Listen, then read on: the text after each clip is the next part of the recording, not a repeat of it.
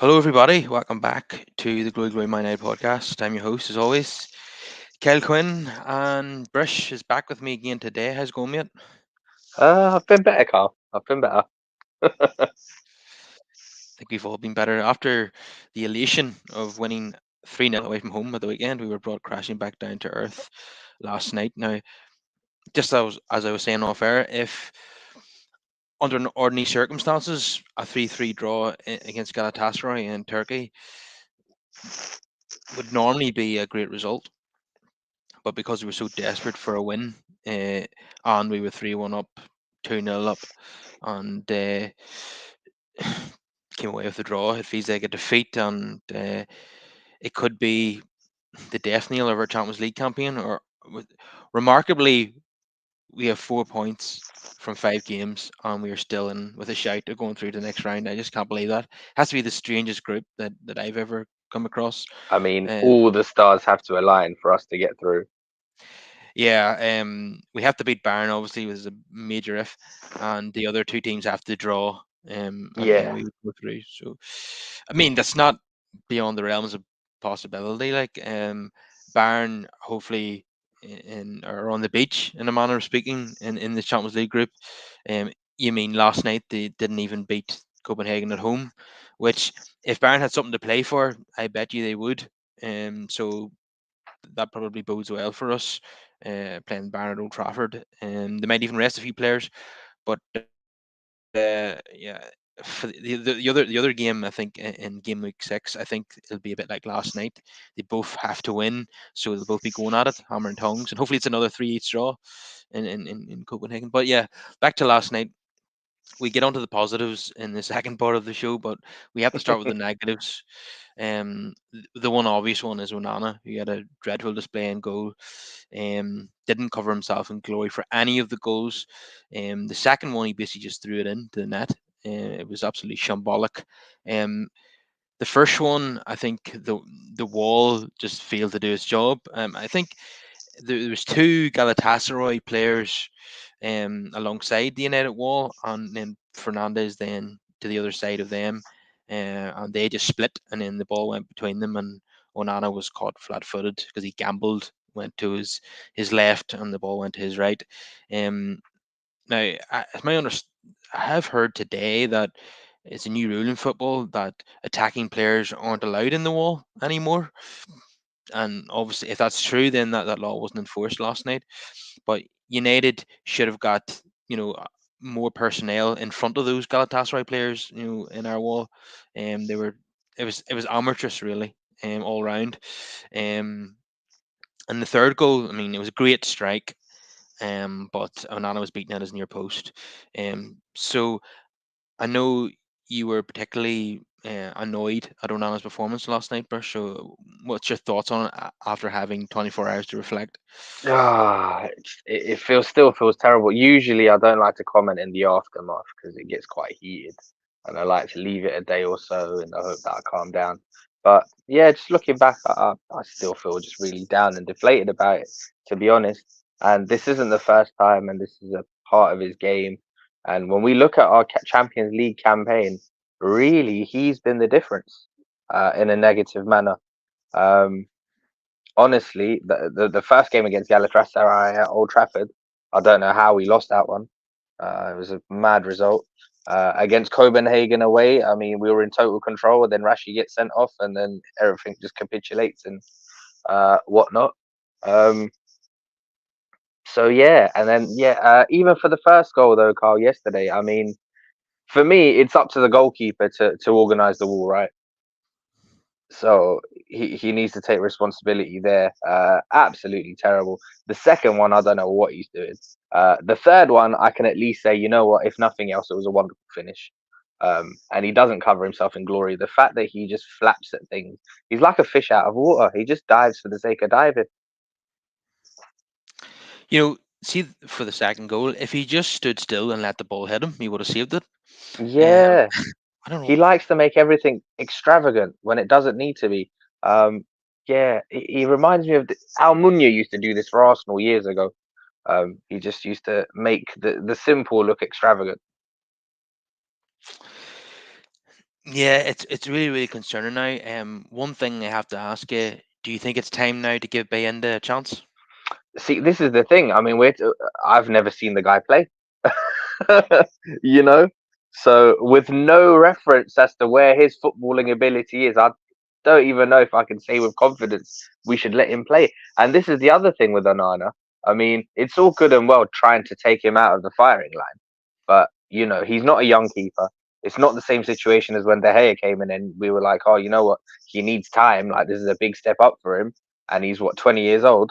No, this is a seasoned goalkeeper. This is part of his game. So where do we go from here? Earlier on seen a highlight reel of Onana from Ajax and Inter, Yeah, and I've seen these before, and exactly. he was making exactly the same errors as Hmm. what he has done for United. So, like you said before, that's his profile, and I don't think he's ever going to change now at 27, Nope. nearly 28. So, are we prepared to put up with this, or are we going to have to write him off and get another goalkeeper? See, this is the thing. I mean, other big clubs, I don't think they would put up with it. I think they try to correct their mistakes soon after they are made. Um, for me, he is our very expensive rendition of Claudio Bravo. Now, the problem is we are not owned by people with endless funds, which is why when you invest so much in a goalkeeper, it's important that you do your due diligence. We've got £47 million tied up in this guy. So, if they cut their losses, it sure as hell is going to be a loss. Again, it doesn't bode well for net spend. On paper, it's going to look terrible. But again, who are you going to bring in? You need to do your due diligence. You need to scout properly. You need the network. Everything goes back to the structure. I keep harping on about the structure, but a lot of it is down to that. Somebody said last night that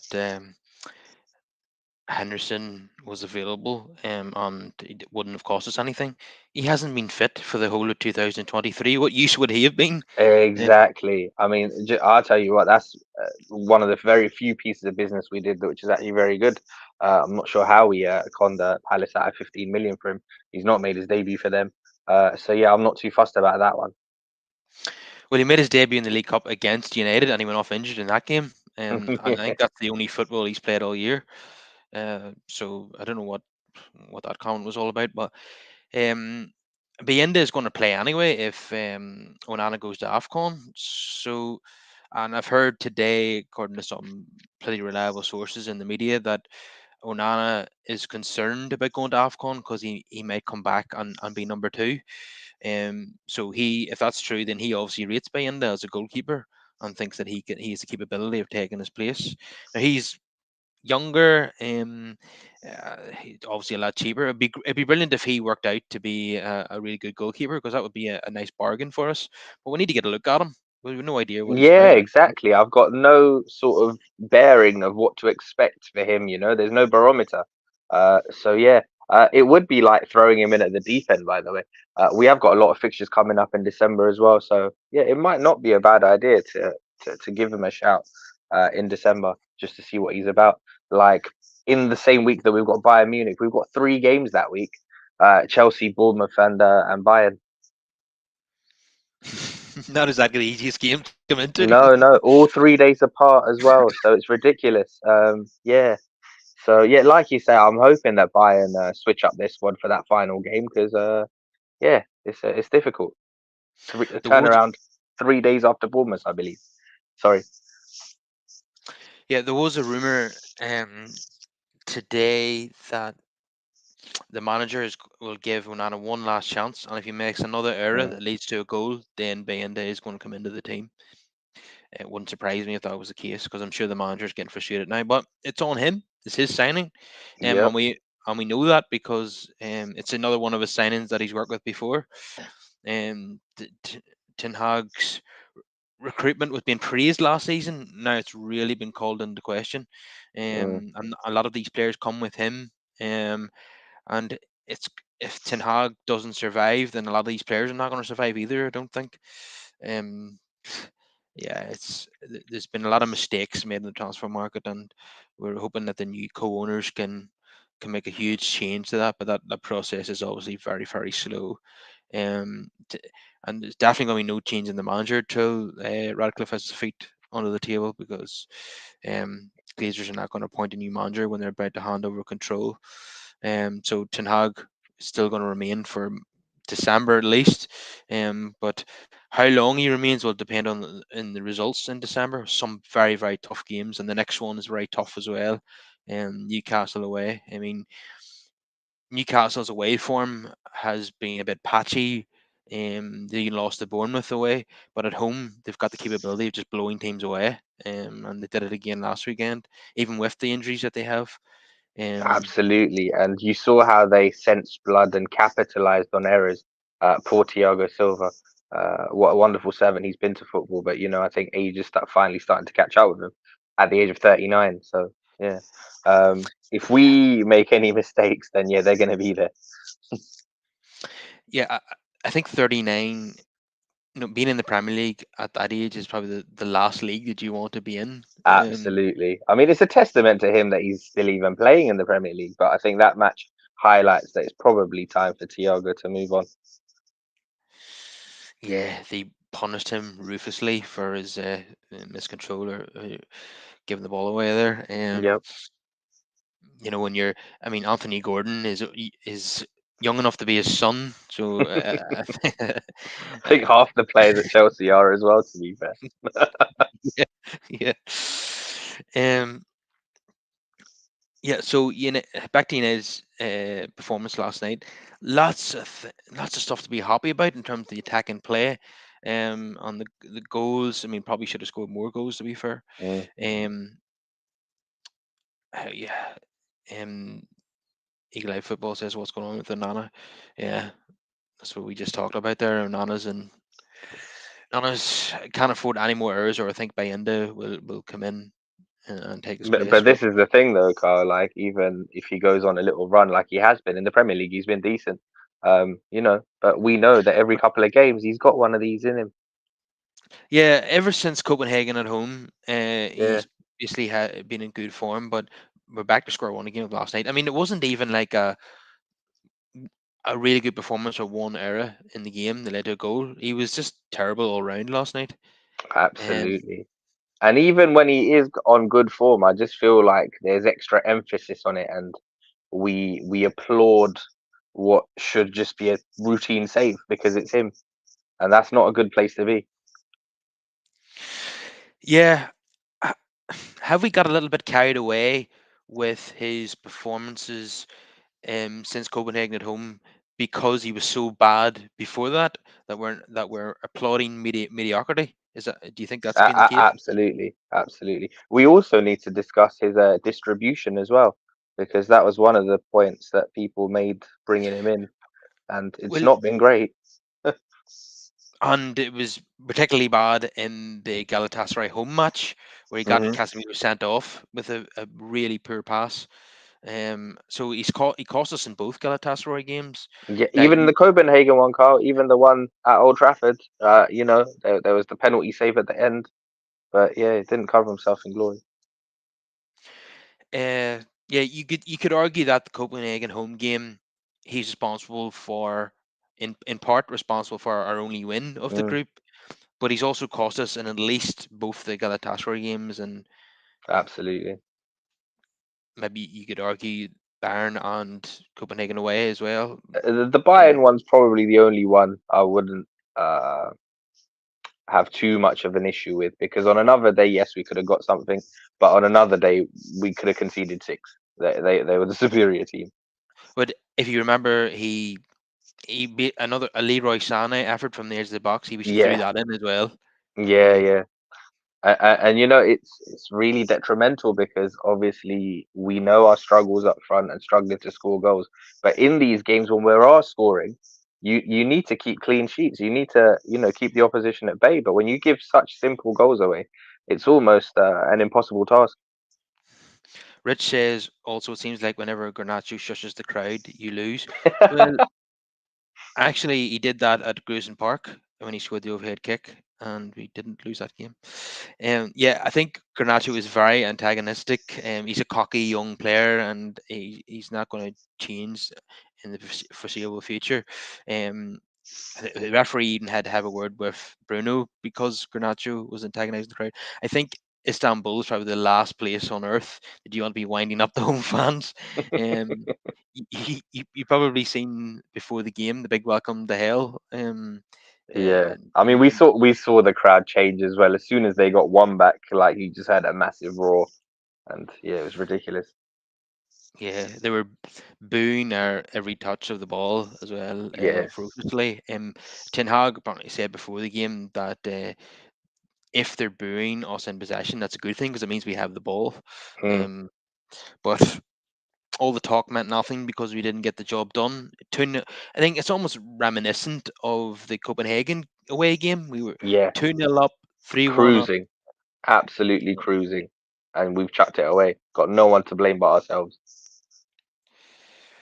Yeah, and then we had about 4 or 5 chances to get the winner as well. I mean, we would definitely, Yeah, like, I would say they might have been slightly the better team overall, but at the end mm, of the game, we were the ones more likely to get the winner.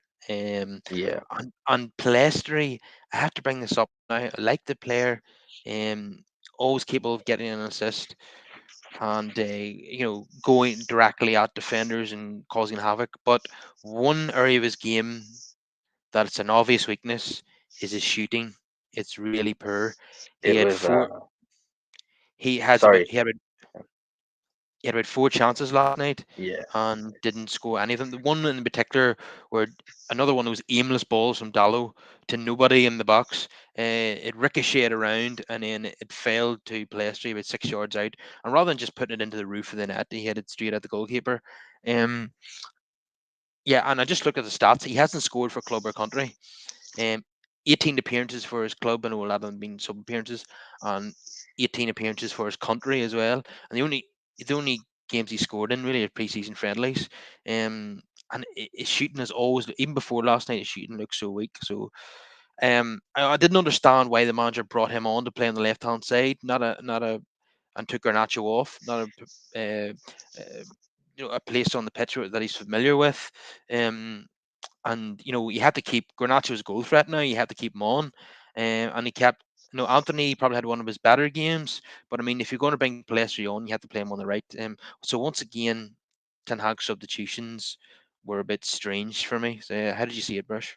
yeah, similar vein. About two of the chances as well. It was absolutely criminal.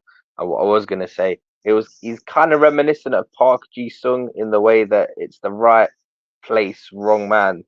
Because Park was like that. He would get into fantastic positions, but he just couldn't finish. Yeah, well, to be fair to Park, he got a number of big goals in big games. He did. He was a better player though, to be fair. Yeah, at the moment, Palestri, he's um, he's I think it's not. the management of him as well, though, Carl. Like, he's quite alienated and isolated from the team, and then he's brought in these crucial moments, and people just expect him to do stuff. Like he was thrown in against Bayern earlier in the group, and then we've not Yeah, seen him any other time. And yeah, players work on confidence, and you need to get into the rhythm of getting regular minutes, even if it's off the bench.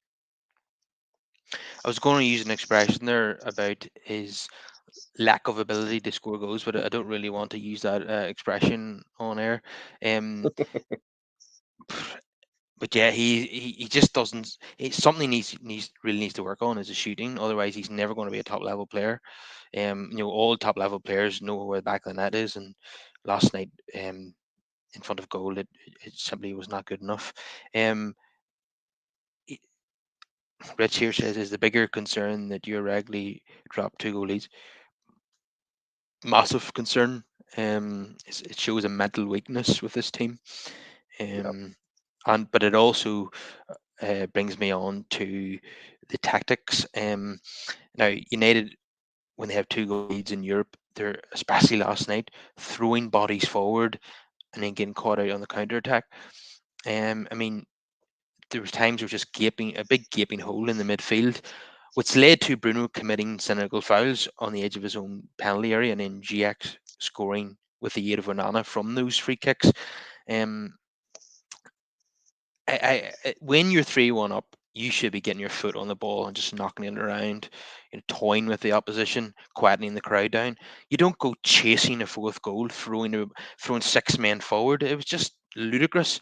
That's the type of thing I've seen Ajax do, and I think it's naivety of Ten Hag to think that he can play that way in the Premier League and the Champions League. It's just not working at Manchester Absolutely, United. especially when you take a lead early on. There's so much more of the game to go, and you need to manage each section of it properly. So yeah, like you say, once you got a comfortable lead, to keep pushing up in that manner, you're asking for trouble. Yeah, Riches want to swap Ten Hag for Roy. Roy is technically worse. Yeah, Crystal Palace not having a great time at the moment either. Um, Losing to Everton at home and then Luton away. And nobody in the Premier League wants to be the first team to lose to Luton, but unfortunately, Palace are the It ones. was unfortunate as well. Palace could have won that game. Yeah, well, there was a great goal. Was it Michael Essay scored an absolute brilliant goal Yeah, in that yeah. game? Elise scored a fantastic goal, Yeah, yeah.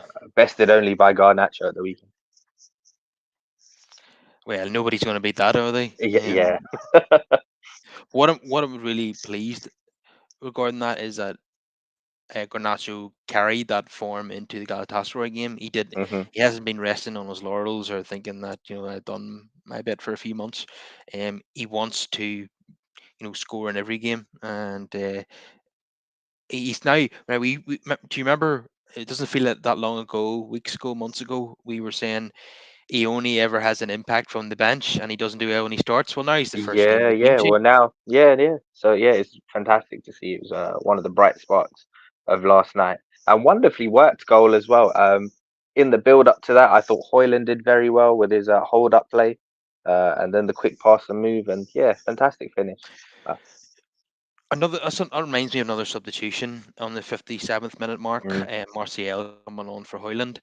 I understand it to do with match fitness of Hoyland wanting to protect him, mm, but he seems to do this all the time now. yeah. Martial was great on the ball last night when he came on, but unfortunately, I don't think he's the man when you're defending in against Galatasaray in Istanbul. You need all 11 men being prepared to defend, and Mm. Martial is not going to offer anything. You're basically defending with 10 men then, and you're a man down. Yeah, some lovely touches, some lovely skill from Martial, and we know you would get that from him when he's confident. But I don't think he was the man to bring on in that particular game. It's such high intensity end to end football. You need everybody working hard, and I just didn't agree with that substitution either, and I didn't agree with Pelestri coming on for Garnacho. So once again, the goalkeeper is being blamed this morning, and the manager's substitutions are being called into question. Uh, how did you feel about it? Yeah, absolutely. I thought that was the wrong call at the time. I would have preferred Hoyland stayed on, because he's got work rate, if nothing else. Um, the one concern I did have though, aside from the build up to the first goal, Hoyland again was largely isolated. We're just not providing him with any kind of viable service, and that's a concern, despite having scored 3 goals. On the bright side, though, it was nice to see one of Bruno's hero balls actually hit the back of the net. And what a thunderous strike that was! That was amazing. And he was very unlucky in the second half as well to hit the bar. Yeah, yeah, we came so close to getting a fourth on so many occasions. Mm, And that would have left us in a brilliant position in the group, but just wasn't to be. Bruno, it was typical Bruno performance. A brilliant goal, as you say, an assist, yeah. and then give away two free kicks on the edge of our box that led hmm to goals for the opposition. Um, prob- Probably was really walking a tightrope. I have to say, lucky not to be sent off in that atmosphere. But, but And I'll tell yeah, you what, we got away with one as well because I thought they would have been awarded a penalty for the handball decision. It came well, I off thought it two of was the our correct. players. I thought it was the correct call. Uh, I thought so too, but I thought, regarding recent events and how they've been calling it in Europe, I well, thought, you know what, that might go against us. on the evidence of last night, in all of the games, it seems as if UEFA have changed the rule overnight. Um, because there was such a backlash over that PSG penalty against Newcastle, where Yeah. Livermento hits his body and then hits his elbow, which shouldn't be a penalty by the letter of the law. Um, we've seen that go against us with Martinez and Real Sociedad. Hmm. Um, it seems as if UEFA must have briefed the referees not to give any more penalties for that. But I'm amazed that the so-called best referee in the world went over and looked at that on the monitor after having such a great game and then awarded that penalty. It was extraordinary. But last night, it was definitely none of those penalties were given in any of the games. So at least no consolation to Newcastle fans, but yeah, it's good to see that they've rectified that issue. McTominay for me was he was trying to put his hand behind his back Yeah. and get it away, and didn't really make slight contact with his upper arm. But I mean, we can't. The penalty, apparently according to the stats, before last night, there was three times as many penalties in Europe for handball than there was in the Premier League this season. So Yep. absolute madness. Crazy stuff. Crazy stuff.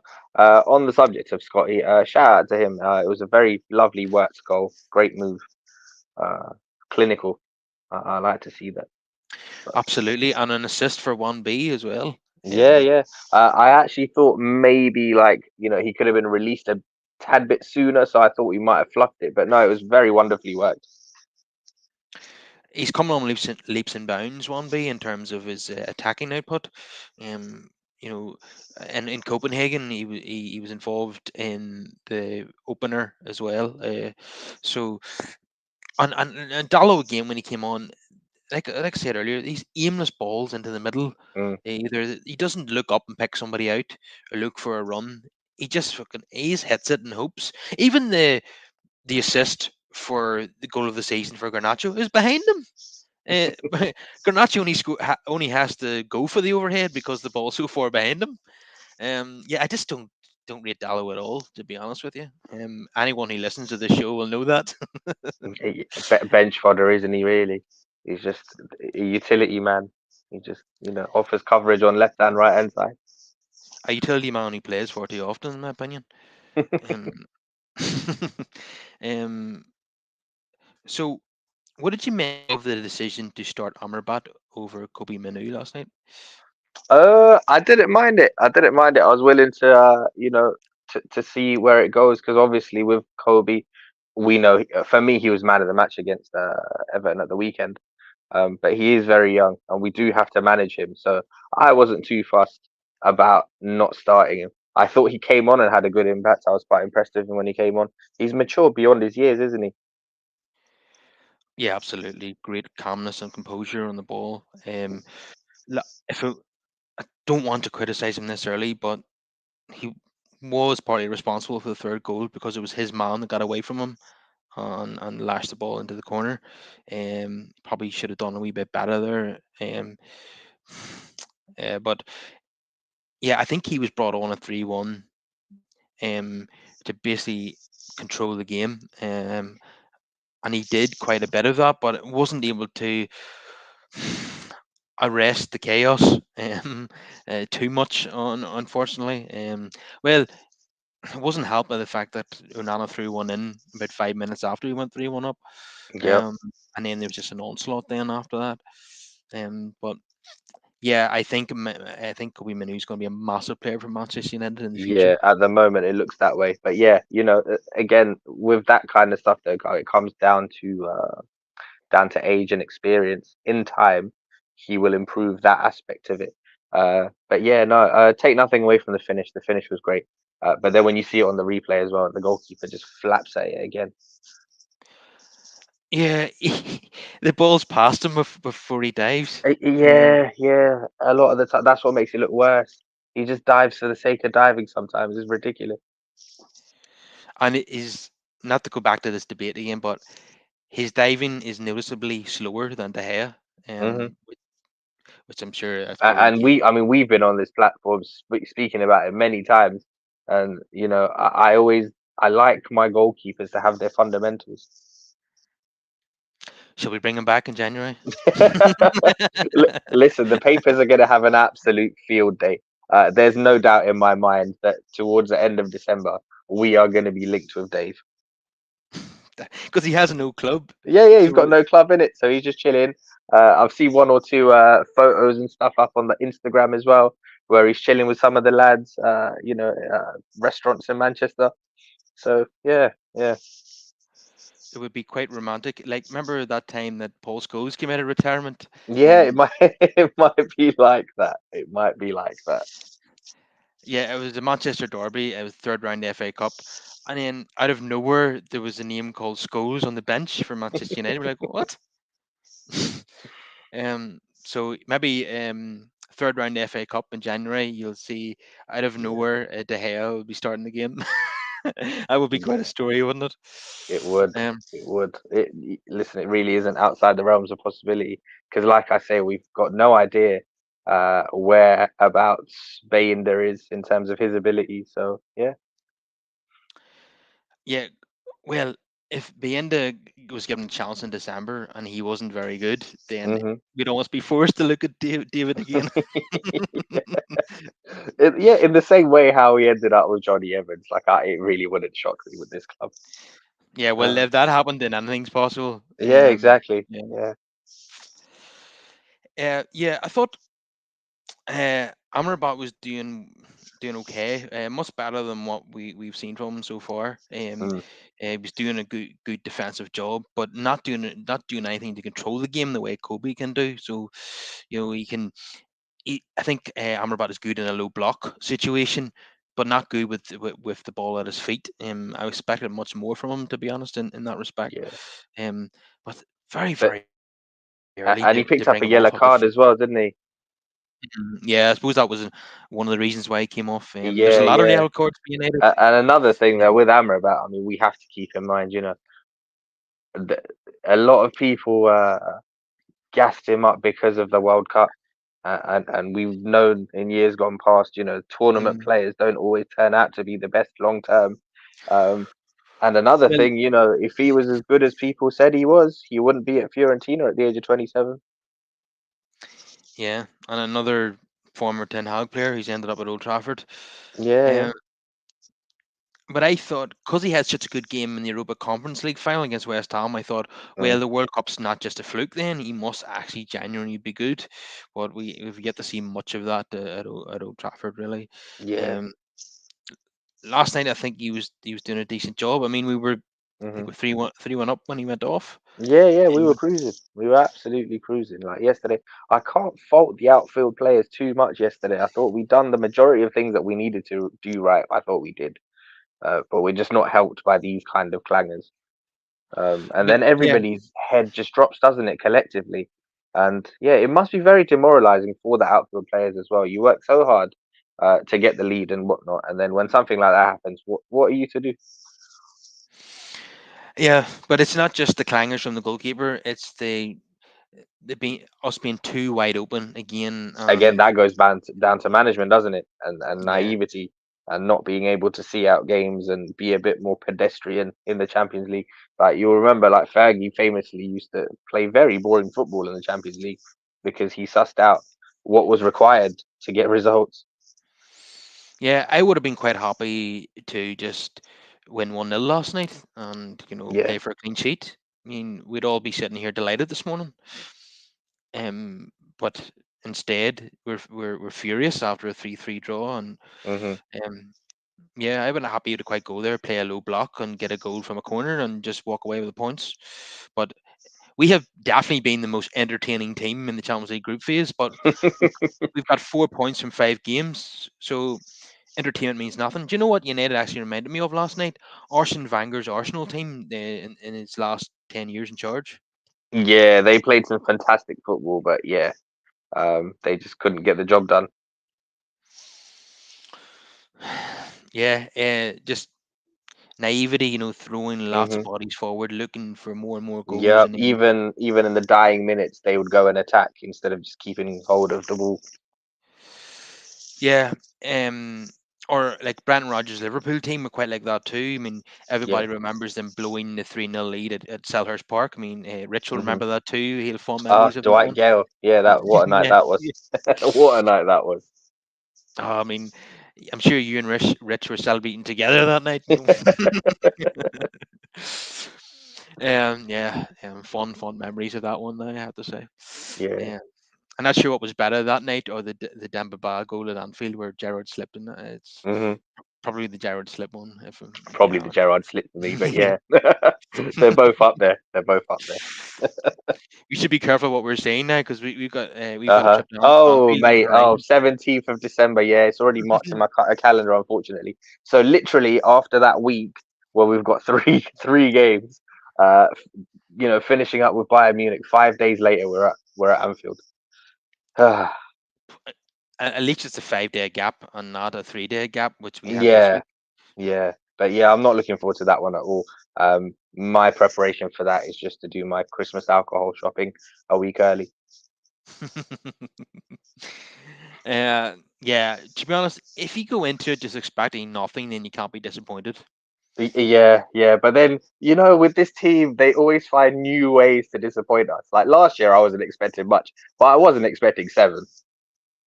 Yeah, yeah, they need to avoid that. I mean, Yeah, if we lost, say we lost 3-2 in that game, I'll accept that as being better than last season.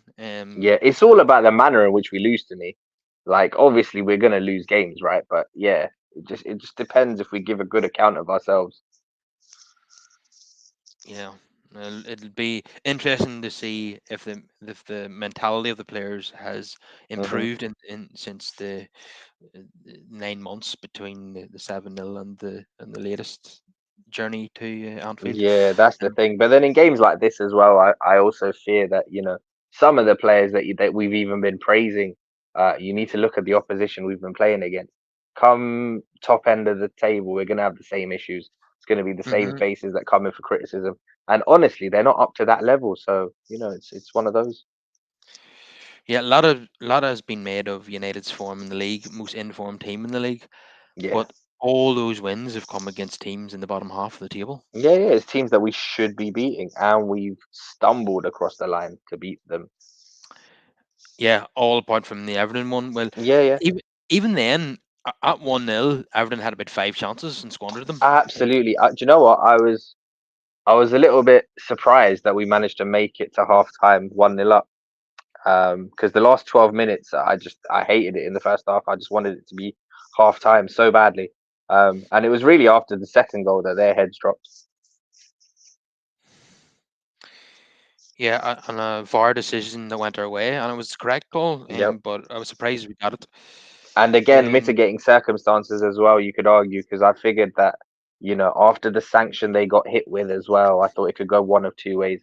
Either that's going to really invigorate the players, and they'll be more determined than ever, or it could just go sideways and, they capitulate and lose all hope. well, I think what happened was the players and the crowd were well up for it, but Garnacho just silenced the whole stadium with Yeah. that Yeah, ridiculous it was away it was kick. incredible, wasn't it? It was just, yeah. What do you say to that? For me personally, it was better than Rooney's one. Obviously, Rooney's one gets the hype because of the occasion, the fact that it was the winning goal and it was Man City. But just pure technique wise, like this one was more aesthetically pleasing for me. Yeah, I think he was further out for a start, and I think Yeah, he didn't shin it. He got a clean contact with it on his boot. So yeah, it's absolute perfection is what it was. yeah, yeah. That's It was incredible stuff, incredible stuff. And then obviously the celebration as well. I love that as well, paying homage to his hero. yeah, he's ticked a lot of boxes at United so far Yeah, and I'll in tell you terms what of I loved as well, Kyle. I think it was the next day I saw footage online, um, of him in the car going home and speaking to a young fan, and he handed over his boots that was signed. That was proper lovely to see. We forget these footballers. Like he's only 19 years old himself, the kid, uh, and you don't have to do that sort of thing, But it's really nice to see. I think I seen a video a few months ago of him exchanging gifts with the exact same fan. Mm, This the these two wee boys and their mother must wait outside United training ground all the time for Garnacho, and he obliges. Um, so yeah, do you think he actually give them the boots from the game or a replica of them? I don't know. I don't know. You'd think you'd probably want to keep the actual boots, right? But I don't know. Either Mm. way, the kid was very happy, and it was his birthday. Um, yeah, Either way, it was a nice gesture. very nice. Yeah, Yeah, and yeah, he's been in great form at the moment, and long may it yeah. continue. I like to Yeah, see that as well, especially in the young players. It just shows that they've got the right values and things being instilled. yeah, like I was saying, there, he's in terms of personal goals, he's ticked a lot of boxes already. He scored Hmm. the goal of the season. His first goal for United was assisted by his hero Ronaldo, so that's another box ticked for him. And that was a great finish against Real Sociedad. Yep. Um, so just wanted to kick on now and start Yeah, it's making just about go. consistency now. That's the only thing we ask. Obviously, we as fans still have to, somewhat keep a lid on expectations. He's still young, he's still growing. I still think at this point in his development, he's probably closer to Januzaj than he is to CR7. But yeah, I just hope that he keeps going. You just put me in a bad mood now, mentioning Januzaj. I saw the look on your face as soon as I mentioned his name. But I say that for a reason because you remember there was a hot minute where everyone was like just proper excited about that. Yeah, the two goals against Sunderland, people got carried away with it. Yeah, yeah, and then he scored against Villa as well, and they were loving him. I remember on Match of the Day they spent about 20 minutes discussing what country he's going to play for because he was eligible to play for like six different national teams. Yeah, when he scored those, I got carried away as well against Sunderland that Mm, time. I think it was in my early 20s at the time, and one of them was a wonder goal, and the other one yeah. wasn't bad either. And I was telling people that night, "This guy's a new Ronaldo. He's a new Ronaldo. This guy." Well, no, when you're young and naive, you get carried Yeah, away with it. yeah. See, because I remember watching it thinking, I was like, oh, is this guy the new Kiko Makeda? Is he gonna kick on? I don't know. I don't know. It turned out that he was the new Kiko Yeah. McGregor. Um, yeah, I think Garnacho is going to be a wee bit better than that. Oh At yeah, least, he's got all the ingredients. Attitude and all the rest of it as well will play a part as well. As long as he keeps his head down and works hard, I reckon he'll be a useful addition for us. uh, yeah, we want to see him start to get double figures in terms of goals in a Hmm. season, every season. Um, Yes. and then if he really um, starts to get better and better, you want to see him get 20 goals a season. But Hmm. one That step at a well, time. that would be asking a lot. I mean, that's those are elite numbers, Carl. Yeah. For a Well, wide man to get 20, oh, if Rashford can do it, then Garnacho can certainly do it. No chance mm, of Rashford doing it this season. yeah, yeah, There's yeah. no Rashford. Well, certainly not 30. He might get 10 Rashford, but he won't get 30 this season. Hmm. Um, Anthony had to come in last night because Rashford was suspended. I have to say, I'm not a fan of the player. I've obviously made that clear on numerous occasions, but I have to tell the truth. Based on what I saw in last night's game, and I thought he has a decent game. Yeah. Uh, he was going past people. He's direct. He was he's finding a teammate with passes, and he wasn't having pot shots at goal. I can't remember a single one. Um, so I thought it was a marked improvement on what we've been seeing all season from Anthony. Not that I'm getting to, he still is a bench player for me when everybody's available, Yeah. but No, it's w- definitely a positive sign. You can tell he's got his head down and he's just focused on the footballing side of things. I know it's quite an arbitrary thing, but I've noticed as well he's not had time to bleach his hair. I'd like to think that that's a sign that it's because he's got his priorities in a different order and he's putting in the hard yards in training. yeah, and he certainly kept busy last night with the what do you call him, Angelino gets likes to get forward a lot. So Yeah. Anthony had to help out Wan-Bissaka, Hmm. and he does enjoy that element of the game. He's definitely a winger who gets back into his own half. Um, yeah, but I like even on the sideline, the ball was glued to his feet. He was knocking it past people and running clear, and then he would turn back and then find Bruno in space. So it was some neat and tidy stuff, without being too spectacular. Definitely. Yeah, he done a decent job when he was needed, but certainly I would bring Rashford back into the team now Mm. on Saturday. Uh, so it's been a lot of people have been saying that we should get Rashford and Garnacho into the same team. We're at that point now. Just hope that Rashford can kick on from scoring the penalty at Goodison. I think it was a risk from Bruno, giving it to him, Mm. but he scored.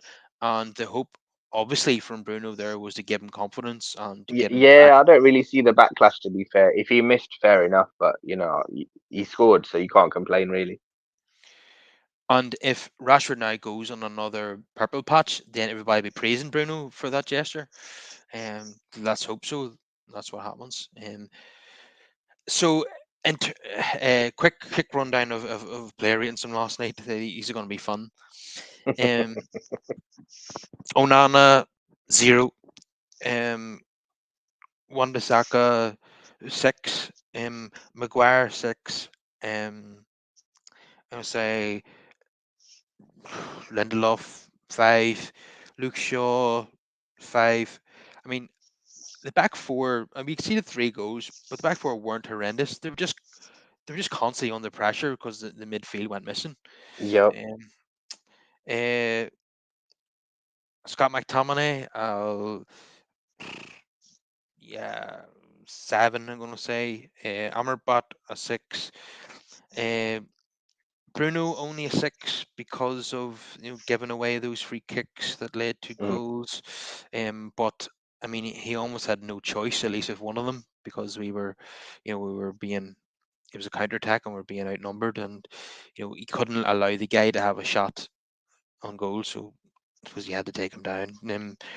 But unfortunately, those 2 fouls led to goals. But Yeah, see, in an keeper, ideal situation, he shouldn't even be in that position to commit those fouls, really.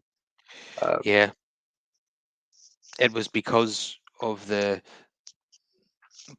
us being so open, and yep. he shouldn't be the midfielder that's the furthest back. No, he shouldn't. Um, Anthony, I would say 6.5.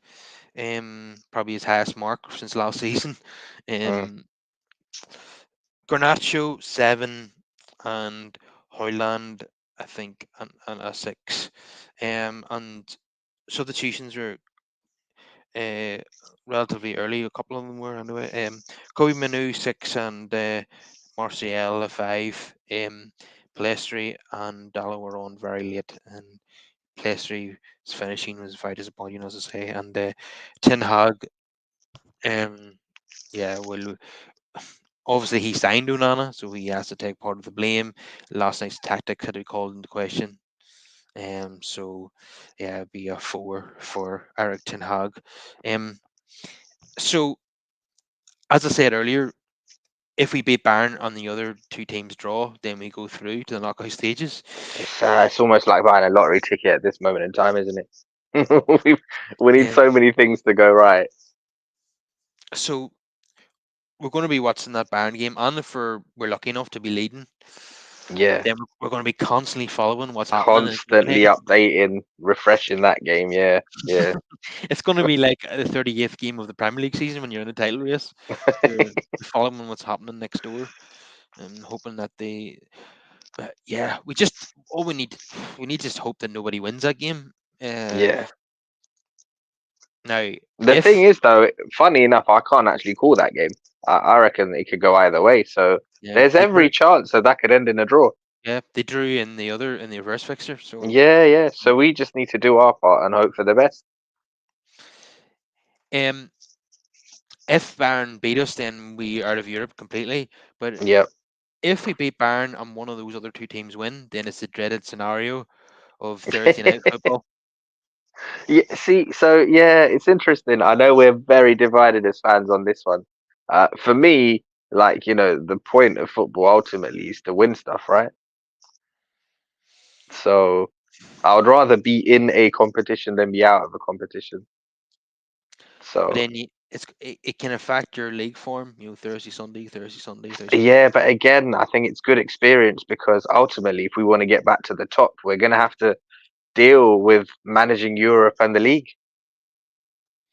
you know? So Yeah. what's the point in getting Champions League if we're just going to fizzle out and go out in the group stages? But Obviously, Europa's not where we want to be, but still, if we get there, I absolutely want us to go and win it. the thing is with the Champions League is that you'll have games on Tuesdays, and you know, like we mentioned, the gap between Bayern and Liverpool is 5 days. You'll never Yeah, get that when you're playing in the Europa League. You will have most of the time you will have a scenario where you're playing on a Thursday night and then on the Sunday lunchtime or Sunday yeah. 2 o'clock. So, um, and when you win a Europa League final, you're like it's like winning the League Cup. You're like, oh, happy days, that's nice. It's bigger than the League Cup. We need to give it more respect than that. But it's not. You're not the champions of Europe when you win this tournament. Well, Um, no, no, you're not. It's not that. But I mean, yeah, yeah. But it can be a stepping stone for greatness. We've seen like Jose's Porto team win the UEFA Cup and then went on to win the Champions League. well, it wasn't a stepping stone for greatness the last time we won the Europa League. That's for sure. Whereas if you win the Champions League, it's like it's a once in a generation, trophy. You're you're almost in tears of joy at winning that tournament. Oh, Which most is good. definitely, most definitely. But it's one of those things. Beggars can't be choosers, right? So you just have to kick Yeah, on. For me, it's all about management, squad management, and it just instills that in you. So when the Champions League rolls around, you would hope that the squad is better prepared and the manager is better prepared. yeah. Let's see what happens. We're not guaranteed. Anything can happen. We could be in. Absolutely, absolutely. I mean, we could just be out of this altogether. In which case, then you got to concentrate on the league and the FA Cup. Yeah, so we could be out of Europe altogether. We could be in the Europa League, or we could Hmm. somehow get to the knockout stage of And, the and Champions League. yeah, and let's not get it twisted. Like the Europa League is not easy by any means. There's some tough teams in there. So again, that would be a chance for us to sharpen the knife, so to speak. Yeah, we could end up with another encounter with Liverpool in the Europa League. Yeah. Didn't go so well the last time, Mm. from memory. Um, I remember Coutinho absolutely skinning Varela, and we never saw Varela again after that. Um, Let me see. So, um, 2 weeks time, then Tuesday night, I think it is that Bayern Yep. game. But Yep. in the meantime, we have three league matches. Three Uh, games before that, which is crazy. it's weird. Like there's so many league games in December, but only about two in January. It's the contrast is ridiculous. Yeah, I'll tell you what. This year, we've actually got a little bit of gap around Christmas. It's not so bad because usually there's a really quick turnaround, like in the space of 48 hours from Boxing Day to the next fixture. So there's actually a couple of days in between this time around. Yeah, the 26th and the 30th is when we play. Yeah, yeah, yeah, If the Boxing Day fixture is a very difficult one as well. Aston Villa, who are fourth in the table as we speak. Um, Ollie Watkins on in the form of his life.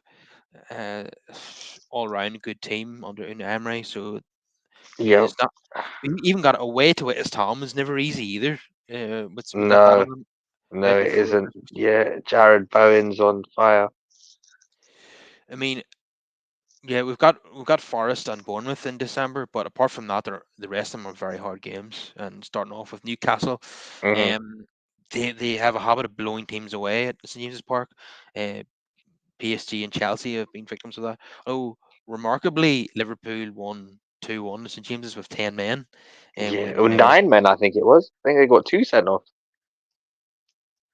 um what do you call him again? The Uruguayan striker. He got two crackers that day. Nunes, David Nunes. Yeah, yeah. They were almost identical goals as well. So yeah, crazy by Newcastle to It was let a it real, happen twice.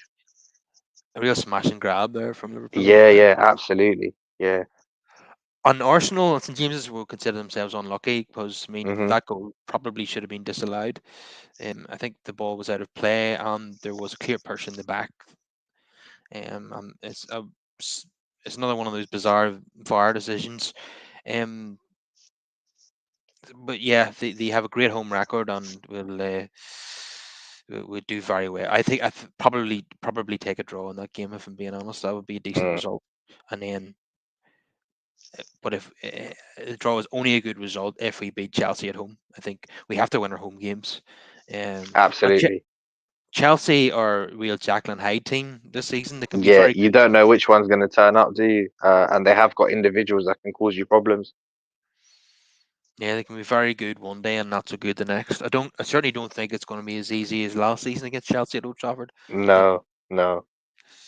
we won 4-1 in that game. Was it back in May? I think Hmm. it was. Yes, and that was a random game as well. Because watching that game, um, yeah, some of us were just looking around at each other like, how are we, how, yeah, how is this the scoreline? Like, because we certainly didn't play like that should be the scoreline. Yeah. I think it's a big month for Ten Hag. Um, Yeah.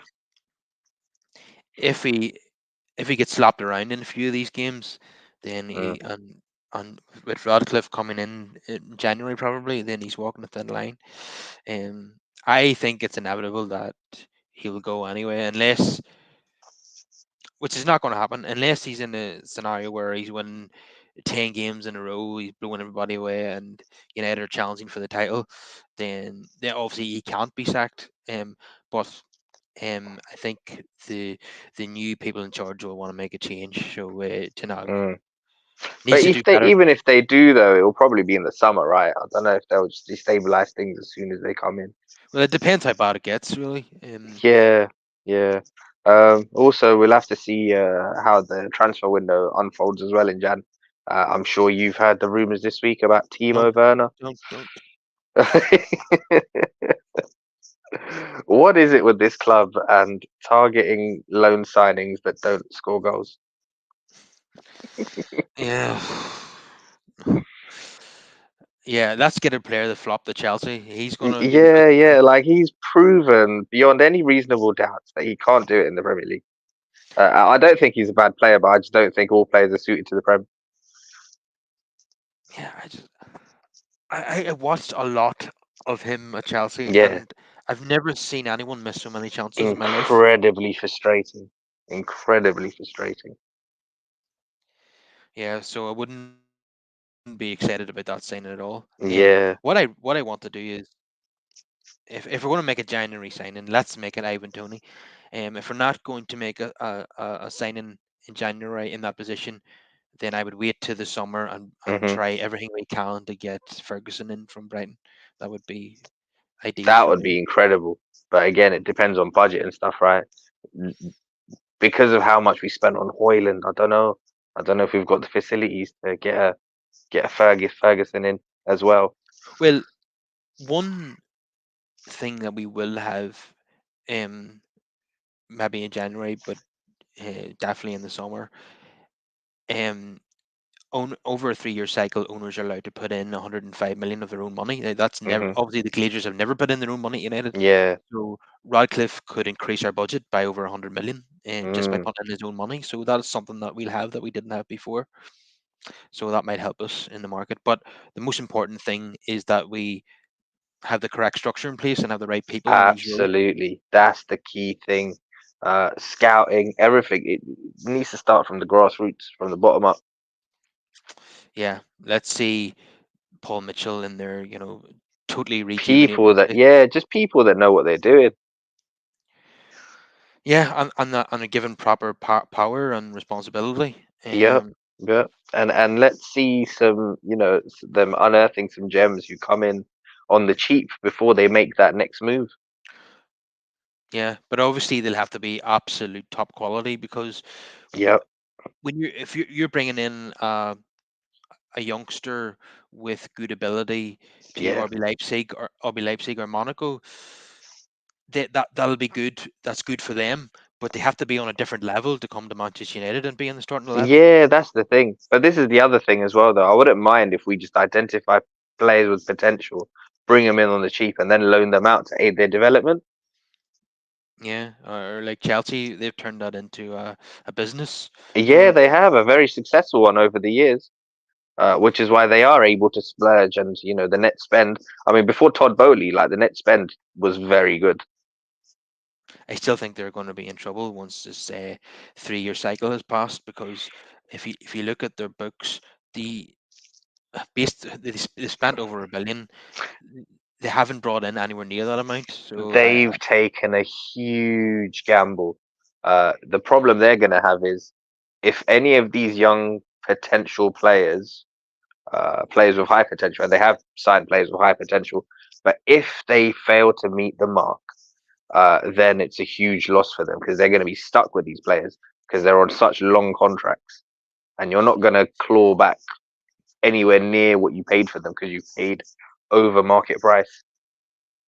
yeah, there's that, but also they could be in trouble with Premier League rules. Mm. In The, terms of that, though, I don't know. I just feel like these top clubs, it's one rule for them and a different rule for everyone else.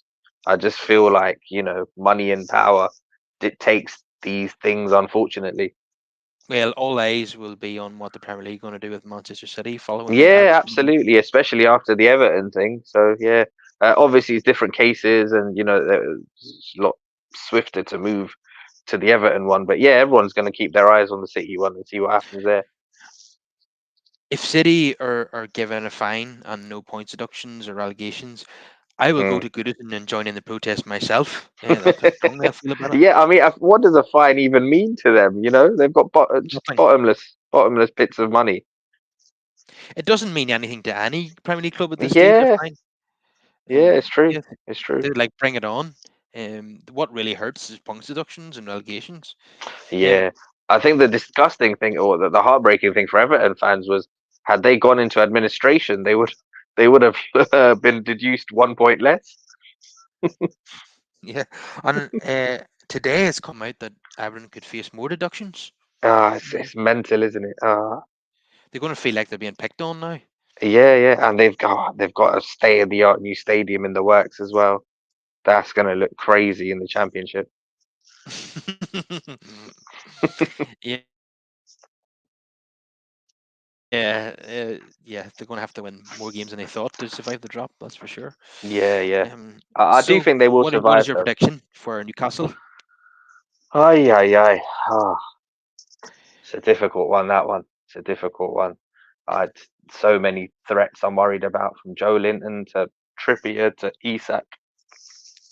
Anthony Ah, Gordon, yeah. yeah, yeah. Even Gordon's turning up now. Yeah, yeah. I'll take a draw. Yeah, yeah. I'm going to be very generous to us and predict a 2 each draw. Mm. So we shall end the show there. Please drop us a like if you're watching on YouTube. Get more of your comments in and subscribe to the show either on YouTube, Apple, Spotify, wherever you're watching or listening. And thank you to all those who tune in. And it's been a pleasure having you on again, Brush. Yeah, yeah. It's a pleasure as always to be here. Thank you for having me. Okay, I'll see you later. Take care.